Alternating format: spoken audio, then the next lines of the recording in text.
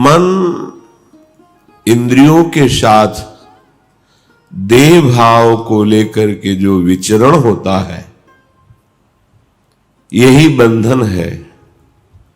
मन इंद्रियों के साथ भगवत भाव में जो विचरता है, यही जीवन मुक्तता है।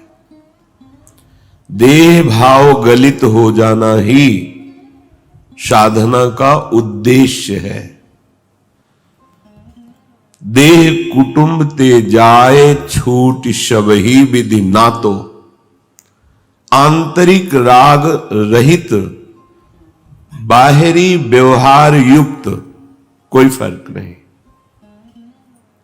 आंतरिक राग सहित हमारी वृत्ति यदि संसार में विचरण करेगी, दुर्गति है, क्योंकि हमारा समय व्यर्थ जा रहा है और आसक्ति ममता पुष्ट हो रही है। वो आंतरिक राग रहित बाहरी व्यवहार युक्त कोई फर्क नहीं। वो जीवन मुक्त महापुरुष अपने स्वरूप में स्थित है या स्थित हो जाएगा। हम बाहरी व्यवहार को सत्य मानकर जो अपने मन और इंद्रियों के साथ विचरण करते रहते हैं, प्रति पल प्रति सेकेंड, देखो अब ये चलती रहती धारा, इसी धारा को मोड़ना है साधना। श्रीपाद कह रहे हैं, न शास्त्र गुरु कोटिभिर न खलु लोक निंदा सतैर महानर दृष्टिभिर नहीं विपत्ति सौखिर नहीं मनागपि चनोत्सहे हत मनो युवत्या हृतम निरोधुमत ईदृशम किम वितासि वृंदाटमी। कोटि भेरन करोड़ों बार शास्त्र गुरु आपको जो समझा रहे हैं, ये अहेतुकी भाव से समझा रहे। तुमसे कोई स्वार्थ नहीं है, कोई अपेक्षा नहीं है, तुमसे किसी वस्तु पद प्रतिष्ठा की चाह नहीं है।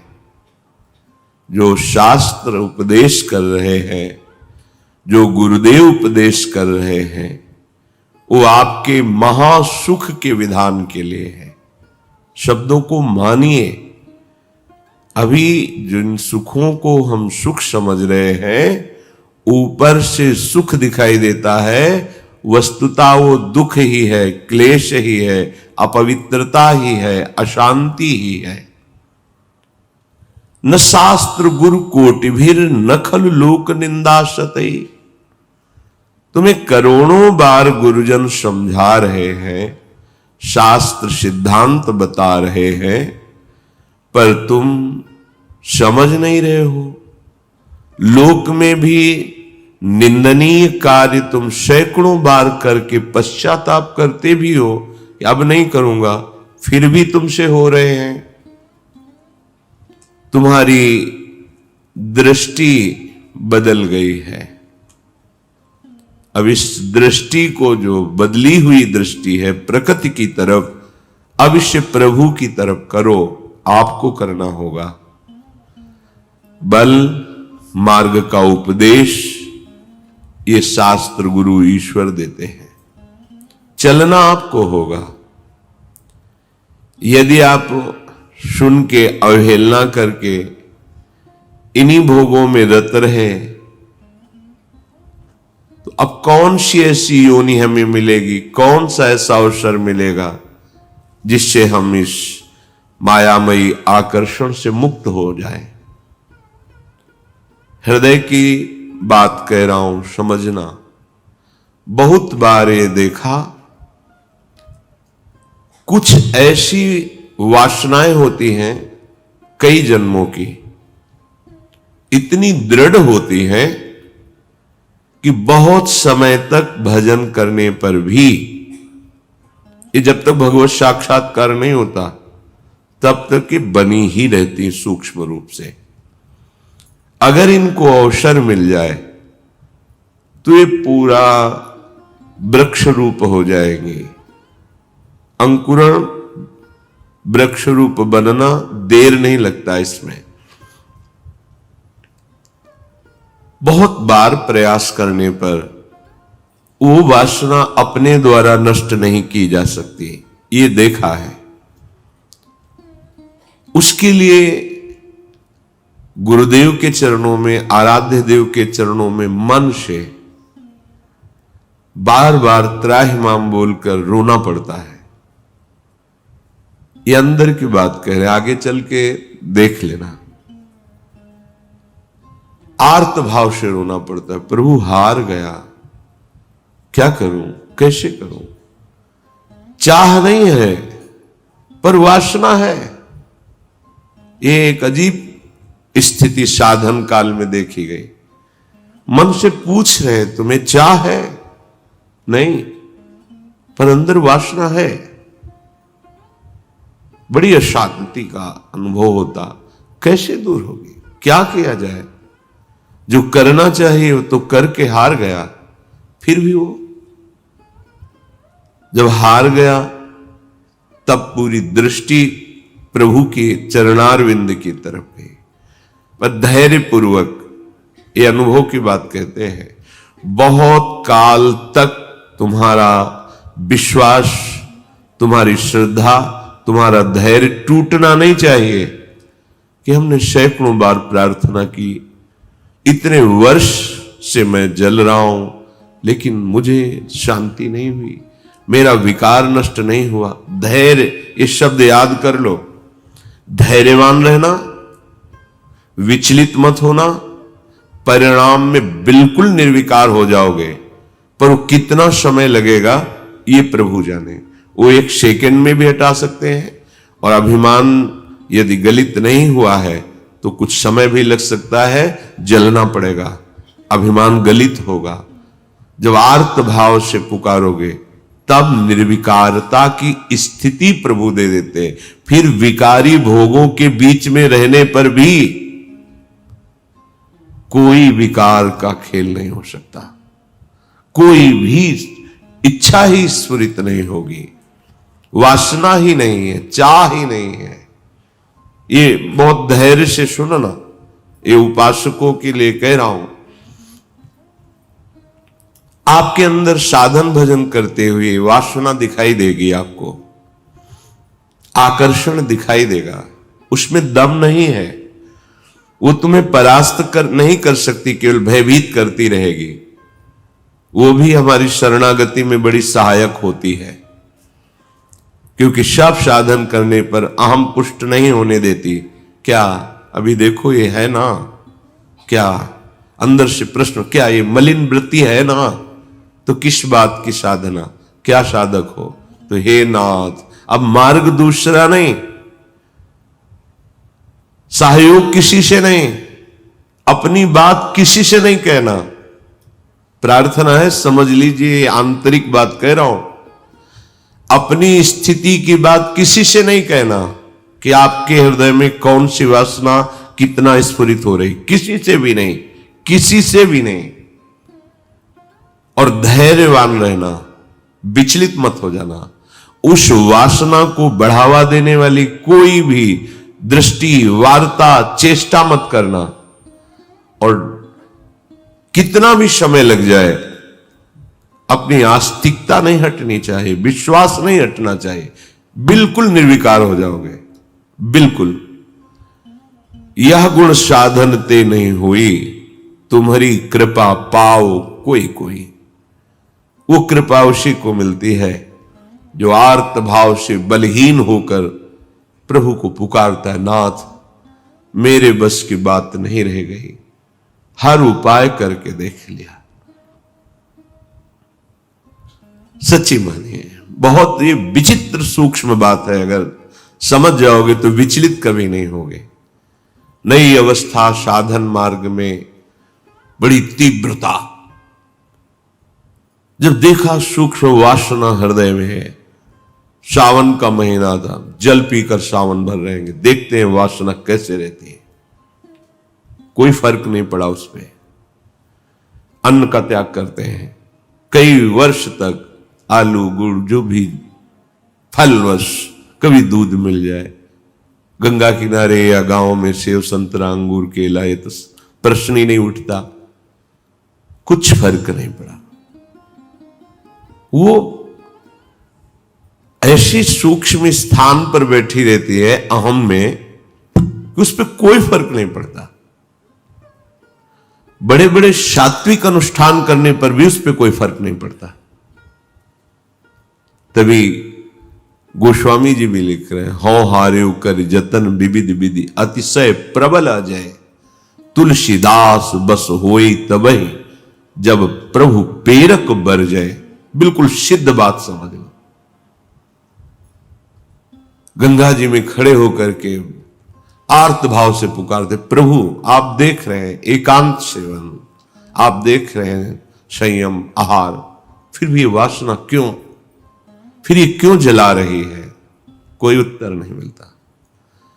पर दूसरा मार्ग नहीं, किसी का संग नहीं, किसी से प्रश्न नहीं, पता नहीं कैसी सलाह दे दे कि हमारा विश्वास, हमारा धैर्य विचलित हो जाए। नहीं, अपनी बात प्रभु से। प्रार्थना में बहुत सामर्थ्य देखी है। ये अंदर की बात कह रहे हैं, बिल्कुल समझ जाना। ये इसलिए कह रहे हैं, ये मार्ग बहुत फिसलन वाला मार्ग है, बहुत संभाल संभाल के कदम रखने। अंततोगत्वा ये आया कि भाई हम आपके जैसे भी हैं वैसे आपके, अब आप देख लो, जैसे रखना चाहते हो वैसे रखो, नाथ मैं हार गया हूं, आप देख लो। कब वो चली गई पता ही नहीं चला। जिससे हम लड़ते रहे, जिससे हम जलते रहे, जिसके लिए हम साधन करते रहे, नहीं फर्क पड़ा। और जब उनके भरोसे छोड़ दिया, कब वो वृत्ति चली गई पता ही नहीं चला। इसीलिए बात कल चिंतन में चल रही थी कि अगर कोई समझ पाए तो इसे जरूर बताएं कि ये करने से नहीं होता, ये होने से होता है। बस देख लिया, मैं आपके बनने योग्य नहीं हूं, पर जैसा हूं आपका हूं, देख लो प्रभु, आप राजी हो तो राजी, मैं जलता रहूंगा, कुमार्गगामी नहीं बनूंगा, अन्य अवलंबन नहीं लूंगा, जलता रहूंगा। आप राजी हो मेरी जलन में, जीवन भर जलाते रहो, आप देख लो। अब मेरे बस का नहीं रहा, क्योंकि वो सूक्ष्म ऐसा कि वहां कोई प्रहार ही नहीं पहुंच रहा। अंतःकरण की अहम के महल में सूक्ष्मता से वो रह रहा है। जो भी करो वो बहुत पुष्ट हो रहा है। केवल हटा या हटेगा या हट रहा है तो प्रभु की कृपा से। इसलिए बड़े बड़े महापुरुषों के वचनों में दैन्यता और कृपा शब्द आता है। दैन्यता क्वाहम तुच्छा परम मधमा, कृपा हेश वृंदावनस्य, ये वृंदावन की महिमा, ये वृंदावनेश्वरी की महिमा, वृंदावनाधीश्वर की कृपा। ये अंदर से कह रहा हूं, समझ लो, एकदम समझ लो। धैर्यवान रहना, विचलित मत होना, ये न सोचना कि इतना समय हो गया अभी नष्ट नहीं हुआ। बिल्कुल नष्ट हो जाएगा, पता ही नहीं चलेगा। जैसे आप कब जवान हुए, कोई तारीख, कोई तिथि, किस दिन आपकी दाढ़ी मूछ उगी, आपने समय तारीख, ऐसे वो घड़ी भी याद नहीं रहेगी कब आप निर्वासनिक हो गए। कभी स्मृति में आएगा, अच्छा ये तो बहुत वर्षों से जलाया, वो तो अब ढूंढे भी नहीं मिल रही वृत्ति, गई। देखो प्रभु की कैसी कृपा हुई, ऐसा अनुभव होता है। श्रीपाद कह रहे कि शास्त्र और गुरुदेव के वचन करोड़ों बार समझाए जा रहे, तुम्हें समझ में नहीं आ रहा। जिससे लोक निंदा हो, ऐसी चेष्टाएं, ऐसे आचरण, तुम क्यों संयम में नहीं रह रहे? देखो इतना तो है कि हृदय जल रहा है, पर चेष्टाओं पर अंकुश होना चाहिए। हृदय में चाहत जला रही है संसार के भोगों की, पर हम बाहर से संयोग नहीं होने देंगे। तो उससे क्या होगा, वो क्रमशः हर बार कम होती चली जाएगी, शांत होती चली जाएगी, पर पूर्णतया निर्विकार स्थिति ये भगवत कृपा से होती है। मनागपि च नोत्सहे हत मनो युवत्या हृतम निरोधुमत ईदृशम किम विताश वृंदाटवी। ए भाई, अपने भाग्य को नीचा मत गिराओ, माया के द्वारा अपरहित मन से अधर्माचरण मत करो, बहुत पछताना होता है। प्रमाद स्थिति में समझ में नहीं आता, गलती हो जाती है। जब गलती हो जाती है तो उत्साह नष्ट हो जाता है, तो लगता है अब क्या, फिर वो गलती पे गलती करता हुआ फिर उसको लगता है इसके बिना तो मैं जी ही नहीं सकता। गया हतभाग्य, नीचे गिर गया, भाग्य नष्ट हो गया उसका। जो मनुष्य जीवन, दिव्यता, भगवत तत्व का बोध, भगवत प्रेम प्राप्ति, जगत मंगल करने वाला, वो गिर गया। जहां हमें ये बनना चाहिए था वहां हम वासना के अधीन हो गए। श्रीपाद कह रहे हैं, अगर कोई रोक सकता है मुझ पतित को, निरुद्ध मत ईदृशम किम विताश वृंदाटवी, तो मुझे वृंदावन रोक सकता है। श्रीपाद की निष्ठा धाम की अद्भुत है। ये धाम मुझे निर्विकार कर देगा। यहां फिरे स्वार्थ आपने, भजन गए फिरे बाह। श्री ध्रुवदास। वृंदावन का जिसको अनुभव हुआ तो देखा है कि वृंदावन का आश्रय ले ले तो धीरे धीरे वो हृदय को निर्विकार कर देता है, प्रिया प्रीतम में कर देता है। यहां से बाहर जो आते जाते जन अनुभव करें, यहां एक आते ही एक दिव्यता है, एक अलौकिक निर्विकार की स्थिति अपने आप यहां है। बाहर निकलते हैं, वो भजन, वो आनंद, वो चिंतन अपने आप हट जाता है, क्योंकि त्रिगुणात्मिका माया का प्रवाह है। ये धाम है। जो निरंतर धाम में वास करते हैं, अगर वो सावधान होकर के रहने से रहे तो श्रीपाद कह रहे हैं कि राधा कीर्ति सुधा रसेन रसना, रात्रिं दिवं पूर्यता, श्री वृंदा विपिने तदीय पदयो, कैंकर्य में वार्थ्याम, धैर्यं स्वर्णमयी सितुर्नववयो, रूपश्रिया हार्यताम, प्रेमाश्रुत पुलकादि भाव विभव, व्यक्त्या जगत्तार्यताम। यदि आप रहने से रह गए वृंदावन में, तो आपके हृदय का परिवर्तन होना प्रारंभ हो गया। आपको श्री जी की चर्चा, प्रभु की चर्चा, ये अमृत जैसी लगने लगेगी। जैसे देखो, आपको कोई कहे कि 3 बजे रात्रि के जग के दिनचर्या करके स्नान आदि आपको पहुंचना है, कितना बोझा लगेगा इस समय सोना छोड़ करके दिनचर्या। लेकिन बिना किसी कष्ट के आप, बिना किसी विषाद के आप बिल्कुल उत्साहित होकर, तैयार होकर सत्संग में आते हैं। ये वृंदावन की कृपा है जो हमारे मन को ऐसा किया गया है। नहीं तो शरीर सुख में ही हम संतोष किए हुए बैठे हैं, परमार्थ की, अध्यात्म की वृत्ति की तरफ है ही नहीं। वर्तमान के भोगों में मगन हुआ प्राणी वो भविष्य को नहीं देख पा रहा है कि मेरी अमूल्य श्वासें, मेरा अमूल्य समय व्यर्थ में नष्ट हो रहा है। शरीर छूटने के बाद फिर पछताना ही पछताना है। कोई वस्तु, व्यक्ति, स्थान, पद हमारे साथ नहीं है। केवल प्रभु का नाम, प्रभु का चिंतन, प्रभु की सेवा, सत्संग, यही सत्य सच्चिदानंद है, यही तुम्हें शरीर छूटने के बाद परम सुख देगा।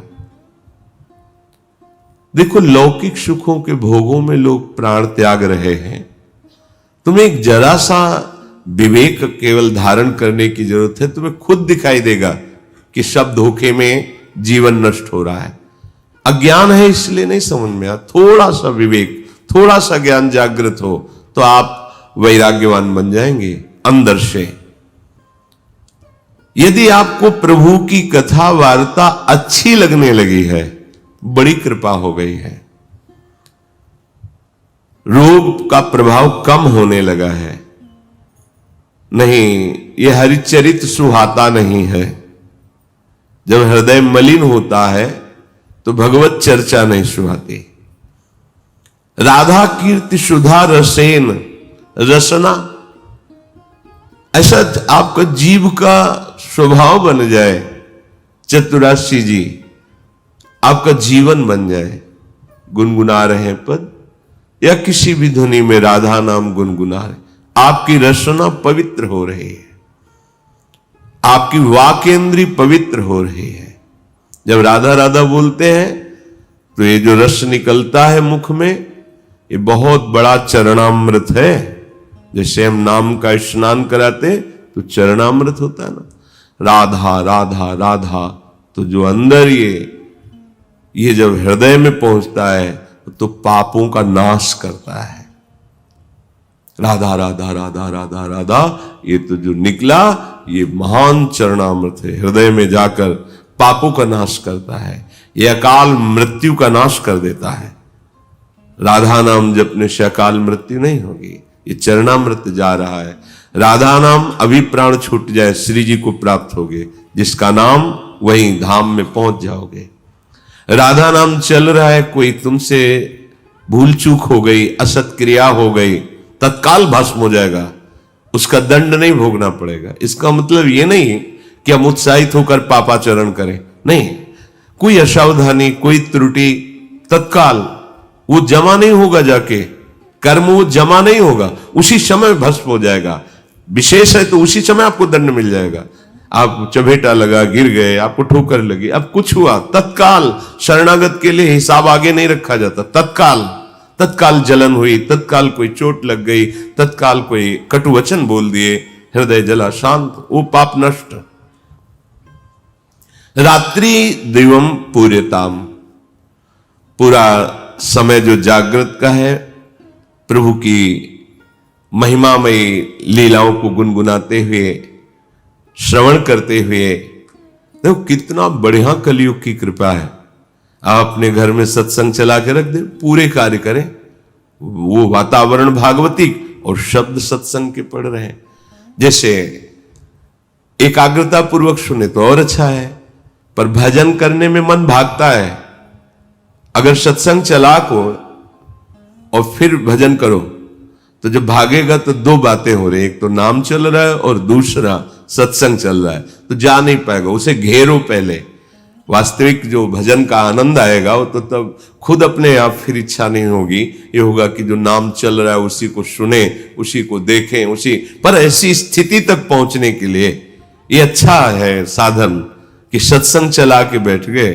अब 1 घंटा का सत्संग चल रहा है और माला लिए बैठे, मन भागने की कोशिश करे सत्संग में, उसे 2 में पकड़ो। सत्संग चल रहा है, नाम चल रहा है, पकड़ा रहे।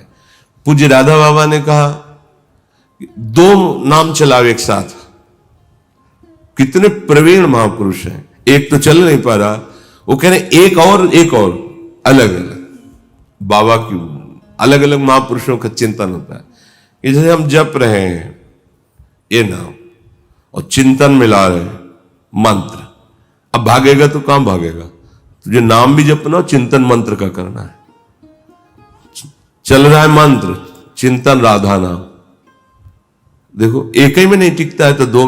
कितने प्रवीण, भाग तो भाग, काम भाग के जाएगा, घेरते हैं। तो चलो अपने में इतनी योग्यता नहीं है कि एक साथ, तो फिर सत्संग है, प्रभु की छवि सामने रख लो, बार बार निहारते रहो।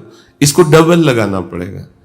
वास्तविक परमानंद का अनुभव एक में ही होगा, पर वहां तक पहुंचने के लिए हमें एकाग्रता लाने के लिए ऐसे बाहरी साधन रखने चाहिए जिससे अब बाहरी साधन टेलीविजन न रखे कि माला चल रहा है और नाटक सिनेमा देखोगे तो फिर वो नहीं, भागवतिक ही होना चाहिए। कोई भगवत प्रेमी महापुरुष के वचन या कोई प्रभु की छवि रखें, बार बार नख सीख लो, अंग माधुरी देख रहे हैं, नाम जप कर रहे हैं या नाम जप चल रहा है और किसी पद की पंक्ति को बार बार भाग नहीं पाएगा, इससे घेरा जाता है। भोजन के समय हमने देखा कि मन जो है वो छोड़ने की चेष्टा करता अभ्यास के समय, तो इसे बड़े पद में फंसाया, तो पद कंठस्थ तो बड़े पद में शुरू किया। अब आराम से पूरी पद में दृष्टि, क्योंकि बड़ा पद भूल जाएंगे तो भूल जाएंगे, फिर आराम से पा रहे और पद पूरा चल रहा है। धीरे धीरे ऐसा अभ्यास कि कवल उठाते ही पद चलने लगे। अब 1 घंटा लगे प्रसाद पाने में, आराम आराम से पा रहे हैं, पूरा पद चिंतन करते हुए। जहां हमें लगे कि हमारा भजन छूटता है वहां से पकड़ाओ, मन को पकड़ाओ, कोई पद पकड़ा दो, कोई भजन पकड़ा दो, कोई ध्वनि पकड़ा दो। एक बार ये पकड़ लेना, फिर इसका स्वभाव है ये बार बार उसी को पकड़ता है। जैसे हमने विषयों को पकड़ा दिया तो बार बार विषयों में जाता है। प्रभु की भक्ति के अभ्यास में लगा दे तो ये इसका अभ्यास करने लगता है। श्री वृंदा विपिने तदीय पदयो कैंकर मेवार्थ्यताम, जो हमारी श्री स्वामिनी जो है, धैर्यम स्वर्णमयी तनुर नववयो रूप श्रियाहारितम, जिनकी नव किशोर अवस्था है, अनंत बिजलियों की श्री कांति प्रकट, कैसी शोभा। लालजू के श्रीअंग की कांति नील मेघ के समान,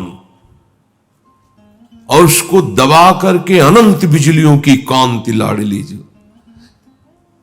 प्राण इस आनंद को नहीं झेल सकते। आचार्य कृपा, मंत्र कृपा, धाम कृपा, ये सब एक साथ प्रकट होती तब इस शोभा को सहने की सामर्थ्य आती है। जैसे नील जलधर के ऊपर बिजली चमके, एक बिजली चमकती है। लालजू के श्री अंग का लावण्य, ऐसी श्यामता वो सृष्टि में ही नहीं है। श्याम कांति, और कोटि कोटि कंदर्पों को भी मूर्छित करने वाला रूप लालजू का, और उसको दबा करके अनंत बिजली, पीतारुण क्षय अनंत तडिल्लता भाम, श्याम कांति के ऊपर जैसे बिजली चमक रही, ऐसे अनंत बिजलियों की मृदु कांति, और गौर वर्ण रूप लाडली जो का है। बस देह कुटुम ते जाए छूट सब ही विधि ना, तो पाचक हुले देह शुद्धि। अब देह शुद्धि, ऐसा रूप पान हो रहा है, ऐसा थोड़ी ब्रह्म सुख को भी लघु कर देने वाला, मोक्ष सुख को भी लघु कर देने वाला ये रूप है। ये रूप रसाशों का पान करके रसिक जन घूर्णित नेत्रों से सदैव श्री श्यामा श्याम की सेवा में मगन रहते हैं। कैंकर्य मेवार्थताम, अहो भाग्य है जिनका श्री जी की सेवा मिली। ये जो प्रगट सेवा आप विराजमान की हो ना, नाम सेवा, छवि सेवा, श्री विग्रह सेवा, इसे ऐसा मत भाव ना करो कि ये साधन है, हम सिद्धावस्था में इसका फल प्राप्त करेंगे। नहीं, ये फल है, सेवा भजन का फल है। बड़े बड़े महापुरुषों के वचन, सेवा ये भजन का फल है। जो आप साधन भजन करते उसका फल है। इसमें आसक्त हो रहे हैं जो आप, श्री जी को ये पवाना है, श्री जी को ये श्रृंगार करना है, सीधे श्री जी स्वीकार कर रहे हैं। आपकी सेवा की क्रिया होने के पहले आपकी सेवा स्वीकृत हो गई, क्योंकि सेवा वही होती है जिसका पहले चिंतन होता है। आज श्री जी को मंगला में ये पोशाक, आज श्री जी को मंगला में ये भोग लगना है, श्री जी कैसे, ये जो आपकी भावना में चल रहा है ना, ये पहले पहुंच गई सेवा, अब क्रिया बाद में होगी। यही करते करते आप देखेंगे कि आपका स्वरूप श्री जी की सेवा के योग्य जागृत हो गया है। और फिर यह नहीं होगा कि करना है, सीधे आपके हृदय में आराध्य देव विराजमान है और सीधे उस सेवा पहुंच रही है। प्रगट सेवा, मानसिक सेवा एक साथ उस महापुरुष की चलती रहती है। शिव वृंदा विपिने तदीय पदयो कैंकर्य, ये थोड़ा दुर्लभ बात है। पर यदि राधा कीर्ति सुधा रसेन रसना रात्रिन दिवम पूर्यताम, जागृत अवस्था में तो आप कर ही रहे, और रात्रि में जब शयन करते समय आप चिंतन, उस समय चिंतन संभालिए। शयन करते समय सारी की सारी मनोवृत्तियां उसी समय आक्रमण करती हैं। जब आप दिन भर सेवा भजन करके जहां एकांत शयन में गए, तो ध्यान रखना, ये अनुभव की बात है, इसमें किसी के प्रश्न करने की गुंजाइश नहीं। जहां आप एकांत कमरे में, एकांत कुटिया में, विश्राम स्थली में गए, अवसर है उस मन और इंद्रियों को, जिसको दिन भर साधना के द्वारा तुम दबाए रखे हो, अब वो तुम्हें दबाने की चेष्टा करेगा, तो हमें अवसर ही नहीं देना। उसी समय शांत भाव से अपने आराध्य देव के किसी पद का या मंत्राकार वृत्ति, क्योंकि जो साधक जन है उनकी शैया भी परम पवित्र होती है। उनको ऐसा नहीं कि शैया में लेटी हुई आप मंत्र नहीं जप सकते हो, ऐसा नहीं, वो हर समय पवित्र रहते हैं, उनकी शैया भी परम पवित्र होती है। उसी समय मंत्राकार, अब सो गए, जगे तो मंत्राकार वृत्ति थी, तो मंत्राकार ही जगोगे, ये एक लाखों बार का अनुभव है। जो जहां पद गाते हुए बेसुध हुए, वही पद चल रहा है सुध आने पर, जागृत होने पर। इसके अंतःकरण की ऐसी एक वृत्ति होती है, पकड़ लेता है। ऐसे हमने बेहोश होने पे भी देखा, जिस समय इसका ऑपरेशन होना था, तो बिल्कुल पता नहीं क्या, तो उसी समय बिल्कुल चिंतन, तो जो पद चल रहा था और कब हुए हमें पता नहीं, तो जब होश आया तो वही पद चल रहा था। जैसे शयन के बाद जागृत में, ऐसे बेहोशी के बाद जागृत में। इसका मतलब हमारे अंतःकरण ने पकड़ लिया। रात्रिम दिवम पूर्यताम, दिवम तो जागृत में हम अभ्यासरत हैं, लेकिन रात्रि हमारी पवित्र होनी चाहिए। भगवत प्राप्ति के मार्ग के उपासक का एकांत बहुत पवित्र होना चाहिए। व्यवहार में त्रुटि हो गई तो अपने आप सुधर जाओगे, बहुत हजारों दृष्टि है। एकांत में त्रुटि हो गई तो हृदय गंदा होने लगेगा। एकांत बिल्कुल पवित्र होना चाहिए। एकांत में बिल्कुल ढील नहीं देनी चाहिए कि वह दरवाजा बंद अपनी कुटिया में आराम, जैसे नहीं, उस समय विशेष सावधान। उत्तम यह है कि आप लोगों का शरीर जिनका स्वस्थ है, तो बैठकर तब तक भजन करो जब तक तुम्हें नींद ना आ जाए। जब नींद आने लगे तो माला प्रणाम करके सिरहाने रख दिया और मंत्र जपते हुए सो गए। आपको बहुत बार करवट बदलनी पड़े नींद के लिए, आपका शरीर स्वस्थ है, ये ठीक नहीं है। क्योंकि इसी समय अवसर मिलेगा इंद्रिय और मन को विषय चिंतन, विषय चेष्टा का बिल्कुल अवसर नहीं देना।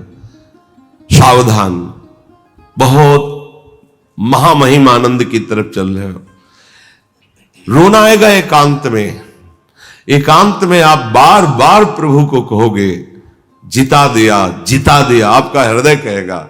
बार बार कहोगे, नाथ बड़ी करुणा, अपार दया, चल के तुम चुपचाप देखो, जैसा शास्त्र कह रहा है, गुरुजन कह रहे हैं।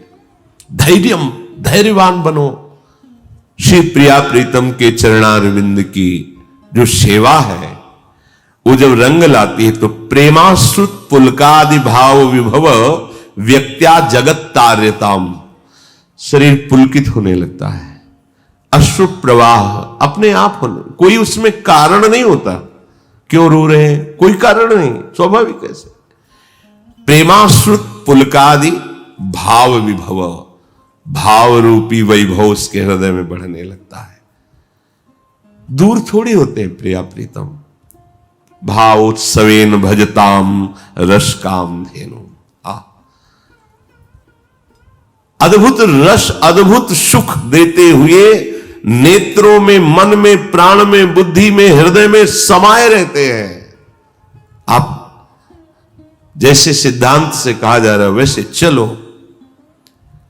अश्रु, पुलकावली, भाव संपत्ति दिन प्रतिदिन बढ़ने लगती है और उसके द्वारा फिर जगत तार्यताम, फिर वो सारे जगत को तार देता है। जगत तार्यताम, संकल्प नहीं करना पड़ता, स्वाभाविक। जैसे इत्र की शीशी कहीं भी खुल जाए तो स्वाभाविक वातावरण सुगंधमय हो जाएगा। ऐसे ही प्रेमाश्रुत पुलकादि भाव विभव व्यक्त्या जगत तार्यताम, उसमें ऐसी स्वाभाविक सामर्थ्य जागृत हो जाती है कि जगत का परिवर्तन होने लगता है। विषय की तरफ जाने वाली इंद्रियां भगवान की तरफ स्वयं आकर्षित होने लगती है। विषय चर्चा करने वाली वाक्य इंद्री प्रभु के जश में निमग्न हो जाती है, प्रभु का नाम जपने लगती है। नाना प्रकार की कुमार्गगामी चेष्टाएं हट करके दैवी संपदा आने लगती है। केवल उस महापुरुष का श्रवण चिंतन सानिध्य किसी तरह प्राप्त हो जाए, उसका निश्चित जीवन परिवर्तित हो जाएगा। प्रेमाश्रुत पुलकादि भाव विभव व्यक्त्या जगत तार्यताम, देवर्षि नारद जी ने भी कहा है, सतरति सतरति शालोकांतार्यति। हम जहां हार रहे हैं वहां अपने प्रभु को पुकारें, किसी दूसरे से सलाह नहीं लेनी। बिल्कुल ये हमारी बात बैठा लीजिए। अपने मन की पीड़ा किसी से नहीं कहनी। रहीमन मन की मन व्यथा रखिए मन में गोए, वही बात। रहीमन मन की मन व्यथा रखिए मन में गोए, गोए मन छुपा के किसी से मत कहो। आनंद की बात नहीं कह रहे, आनंद तो छुपाना ही है, लेकिन जो हमें वासनात्मक या कोई भी क्लेश प्राप्त हो रहा है, हमें किसी से नहीं कहना। रहीमन मन की मन व्यथा रखिए मन में गोए, सुनी इठ लई है लोग सब बांट न लई है कोई, हानि हो जाएगी। देखो इतना परेशान होने की जरूरत नहीं। आपको अगर ऐसा है तो कभी कभी ऐसी सलाहें मिली तब लगता है नहीं नहीं, तस्मात् शास्त्रम प्रमाणम थे। कभी सहाते सहाते आग में घी डालने से कभी आग शांत नहीं होती। विषयाभ्यास बढ़ता जाएगा तो दुर्गति पक्की, भगवदाभ्यास बढ़ता जाएगा तो मुक्ति पक्की। क्या करने निकले हो, दुर्गति या सदगति? जब हम भगवत मार्ग के पथिक हैं तो हमें बहुत सावधान। ऐसा नहीं कि गलती किसी से होती नहीं, गलतियां हो जाती हैं, त्रुटि हो जाती है, पर गलती पे गलती होती रहे ये बात ठीक नहीं है। सुधार करना हमारा लक्ष्य है। बहुत जन्मों से बिगड़ेल मन है, हमें गिरा सकता है, लेकिन वो गिरा के ही रखे ऐसी उसकी सामर्थ्य नहीं, क्योंकि हम भगवान के अंश हैं। सदगुरु का बल है, उनकी वाणी, उनके सिद्धांत, उनके विचार वो हमें सुरक्षित पहुंचा देंगे प्रिया प्रीतम तक। खूब नाम जप, नाम कीर्तन, लीला गायन, लीला श्रवण, प्रभु की सेवा, इसी से हमें परम पद की प्राप्ति हो जाएगी।